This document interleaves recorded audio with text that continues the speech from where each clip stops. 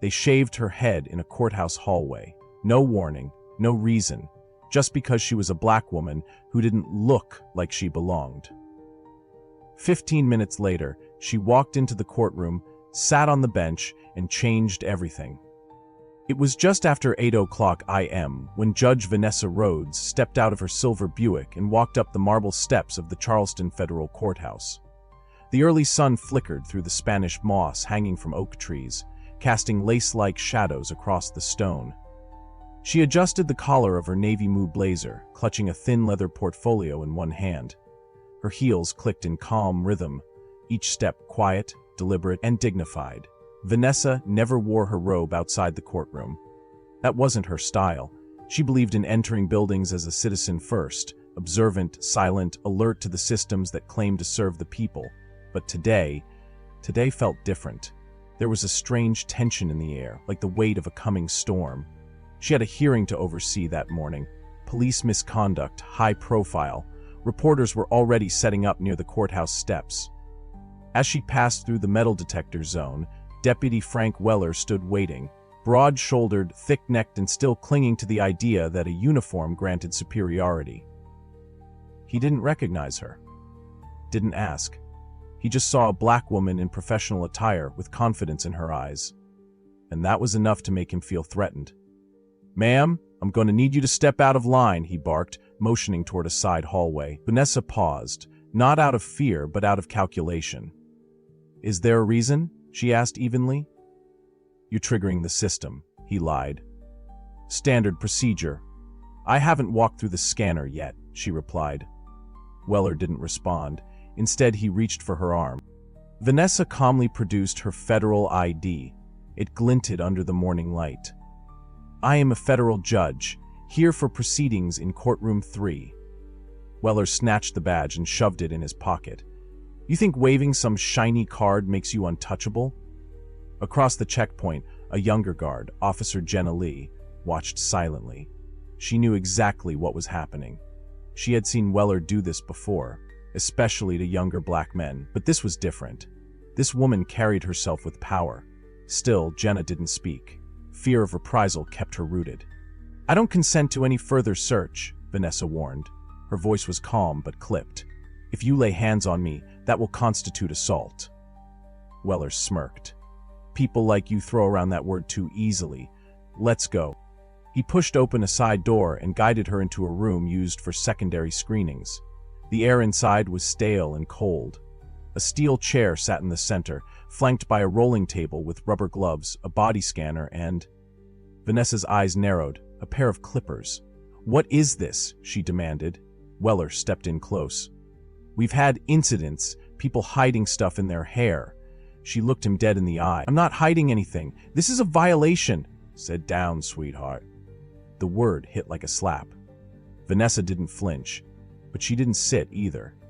Another officer stepped in, bald, heavy-set, about 30. He looked uncertain. "Frank, this seems excessive."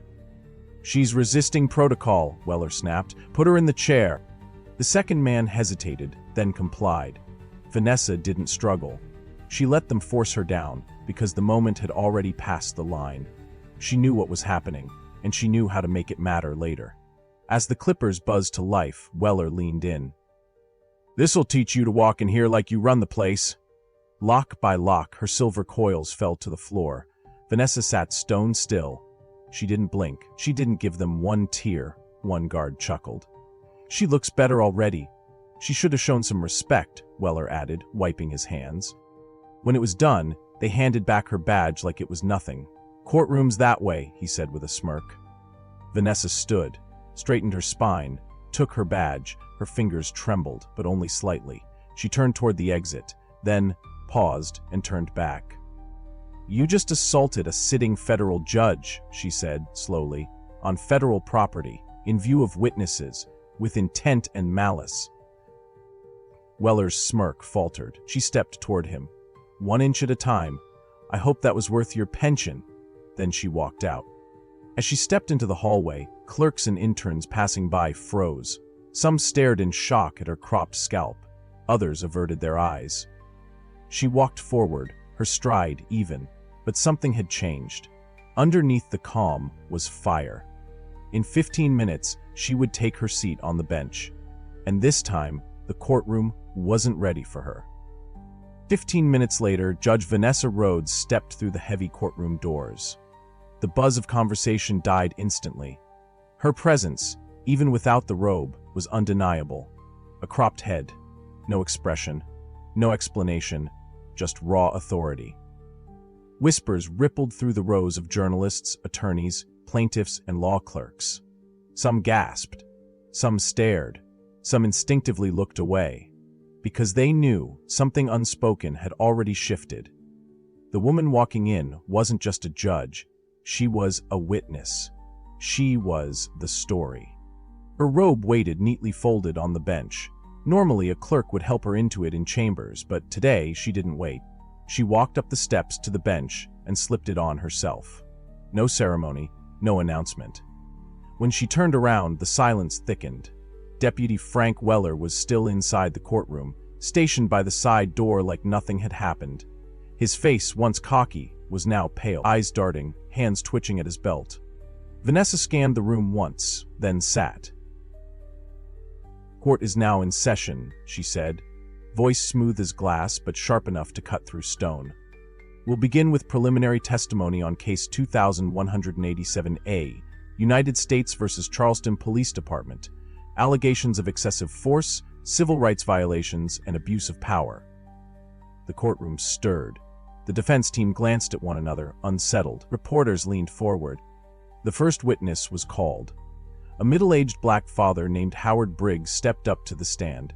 Salt and pepper beard, hands rough from decades of warehouse labor, eyes hollow, voice hoarse.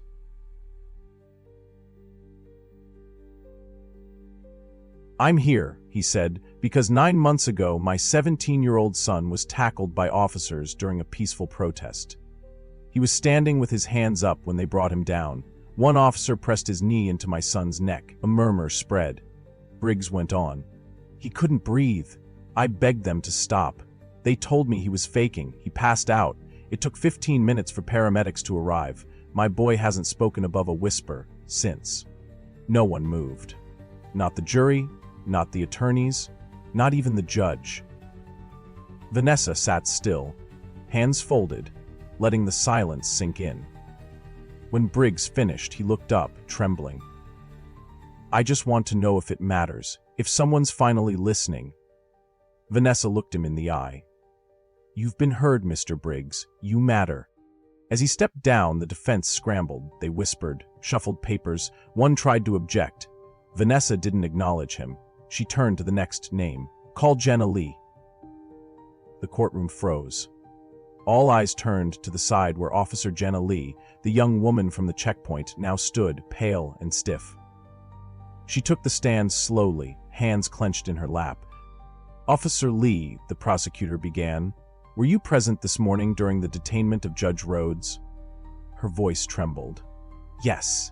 Did you witness any part of the interaction between Judge Rhodes and Deputy Weller?" Jenna nodded. "Yes. And in your opinion, was the search authorized? Justified?" A pause. Then Jenna looked directly at Vanessa. "No, it was wrong. I knew it. I just didn't stop it." The gallery rustled. Vanessa's expression didn't change, but her eyes softened. "Why not?" the prosecutor asked. Jenna's voice cracked. "Because he outranked me? Because I was afraid. But it's not an excuse. I should have spoken up." She looked at Vanessa again. "I'm sorry, Your Honor." Vanessa spoke gently. "Thank you for your honesty. That matters here." The next witness came unexpected. The prosecutor requested a recess to introduce a new deposition. Vanessa allowed it. When court resumed, a man in his late 50s entered, broad-shouldered, gray at the temples, limping slightly. "Please state your name." "Andrew Taylor," he said, "former deputy marshal. I worked here from 2004 to 2012. Why are you here today, Mr. Taylor?" He hesitated, then answered, "Because I saw things I didn't speak up about, and I need to now." Gasps followed. "I worked alongside Frank Weller," he said. "He started off disrespectful, called black defendants animals, rough-handled kids, but it got worse. By 2010, he was dangerous. I filed a memo." Internal Affairs ignored it. They told me, "He's firm, he keeps the others in line." So I stayed quiet. The room was dead silent. Taylor turned toward Vanessa. "What happened to you should have never happened, and I should have stopped him 10 years ago." Vanessa's hands clenched under the bench, not out of anger, but restraint. The floodgates were starting to open, and nothing would stop what was coming next. The moment Deputy Frank Weller was escorted out in handcuffs, something in the air changed. Not just in the courtroom, but in the entire building. The illusion of order had shattered. The people who once whispered behind closed doors were now speaking aloud, and the ones who used to feel invisible were now being seen. But Vanessa wasn't done. She turned back to the bench, took off her glasses, and set them down slowly. "Before we proceed, this court will enter into evidence a supplemental file just delivered to my chambers. One that not only confirms the pattern of misconduct, but exposes the individuals responsible for concealing it." The courtroom tensed. Even the sound of shuffling paper stopped. She unfolded a manila envelope, pulling out a series of internal memos, email printouts, and typed statements. "This file," she said, "contains over 40 pages of communication between Judge Harold Madsen, DA Charles Healy, and multiple courthouse security supervisors over the span of 14 years. All of them mention Weller. Not one of them led to disciplinary action." The defense began to stir again. One attorney stood. "Your Honor, this evidence is prejudicial." Vanessa raised her eyes. "Prejudicial to whom? The victims who were silenced? Or the officials who failed them?" the attorney persisted. "This court is turning into a press conference." "Sit down," Vanessa snapped, "or I will hold you in contempt." The gallery stirred again. Some gasped. But then came the moment no one expected. The doors at the back of the courtroom swung open. A woman in her 60s, dressed in a dark green suit, stepped inside. Her walk was firm, her chin lifted. Vanessa immediately recognized her. "Dr. Clarissa Reed," she said aloud, "please state your connection to this court." "I served as chief psych evaluator for federal law enforcement personnel in this district from 2008 to 2016, the woman replied. "And why are you here today?" Vanessa asked. Clarissa took a breath. "Because I filed 3 psychological warnings against Deputy Weller. He exhibited signs of racial animus, power aggression, and an escalating need to dominate. I flagged him as unfit for duty. But the reports were altered. Buried." The room erupted again. Reporters stood, phones rose. Even the jurors couldn't stay composed. "Who altered them?" Vanessa asked. Clarissa looked straight at DA Charles Healy. "His office." Healy stood. "That's a lie." Vanessa raised her hand. "You are not permitted to speak right now, counselor. If you do it again, I will have you removed." Healy sat. Clarissa added, "And there's more. After my last report, I was let go. No warning, no cause." A ripple of fury passed through the room. Vanessa turned toward the clerk. "Call in the DOJ liaison." A man in a charcoal suit entered from the side door, accompanied by 2 assistants carrying evidence boxes. "Your Honor," he began, "we have received video testimony from 5 former courthouse employees corroborating Dr. Reed's reports. Additionally, we have digital archives that show intentional deletion of misconduct complaints, reclassified under nonviolent incidents." The box was opened. Inside were printed transcripts, flash drives, and 2 folders marked "Restricted." Vanessa turned back to the gallery. For over a decade, this court operated as a fortress of silence, but today, that silence ends. Another hand rose. A woman with braids, mid-30s, a quiet voice. "I was a public defender here in 2015. Weller had me cornered in a hallway, told me if I ever pushed too hard in court again, he'd put me in my place. I reported it. They said it was a misunderstanding." Vanessa's voice dropped. "Is there anyone else?" Nearly a third of the room stood, some shaking, some crying, some holding photos of clients, of sons, of bruises. Vanessa stood with them. "Let this record show, these testimonies are not anecdotes. They are patterns. These aren't isolated incidents. They are proof of a system that chose silence over truth." Suddenly, her clerk walked briskly to the bench, whispered something urgent. Vanessa's eyes widened. just slightly. She picked up a final sealed document, held it close, then read aloud. "This is a sworn affidavit from Judge Harold Madsen, submitted this morning before court began." The room froze. Vanessa read, "To whom it may concern, I, Harold Madsen, acknowledge that during my tenure I made decisions that I now regret. I authorized dismissals of multiple internal complaints against Deputy Weller under advisement from the DA's office. I feared it would reflect poorly on our court. I feared political fallout. I now understand that my inaction allowed harm to continue unchecked. I take full responsibility." A long pause. Vanessa folded the letter. "That, too, will be entered into the record." She looked out across the courtroom. So many faces, so many wounds. But now, something more. Resolve. This is not just a trial, it is an unmasking, and we're just getting started. That night, long after the courthouse emptied and the press trucks rolled away, Judge Vanessa Rhodes sat alone in her chambers. The lights were low, the noise was gone, but the weight lingered. Her fingers grazed the edge of her desk where the folders had sat just hours earlier. Now there was nothing left but silence and truth. She stood and walked to the mirror mounted above the basin. Her reflection stared back. Sharp lines, a tired face, a raw scalp where her silver coils once curled proudly. But something in her eyes had changed. There was no shame left, no hiding, only fire. A knock broke the quiet. She turned. It was her younger sister, Nadia. No words, just a soft smile and a pair of clippers in her hand. "You ready?" Nadia asked. Vanessa nodded slowly. "Yeah, let's finish it." She sat in the wooden chair by the window. Nadia stood behind her, plugged in the clippers, and began. Each pass was gentle, careful, not rushed. The remaining uneven strands fell away, not in violence, but in choice. A clean start. A reclamation. When it was done, Nadia handed her a mirror. Vanessa looked. The woman staring back was bare, bold, beautiful. "You could rock that every damn day," Nadia whispered, "and still own every room you walk into." Vanessa didn't respond right away, just breathed, then smiled. "This is who I am now." "No," Nadia corrected gently. "This is who you've always been. Now the rest of the world just caught up." The next morning, Vanessa walked into the courthouse without a wig. No scarf, no hat, just her bare head beneath the morning sun. And this time no one stared in confusion. They stared in respect. One of the janitors raised a fist silently as she passed. A clerk mouthed, "Thank you." An intern stopped her just outside the elevator. "Ma'am," she said, her voice shaking, "I watched it all. I just want you to know. I want you to go to law school now. Because of you." Vanessa placed a hand on her shoulder. "Then do it. And never let them convince you that silence is noble." In the courtroom, everyone stood when she entered, not just for the robe, but for the woman inside it.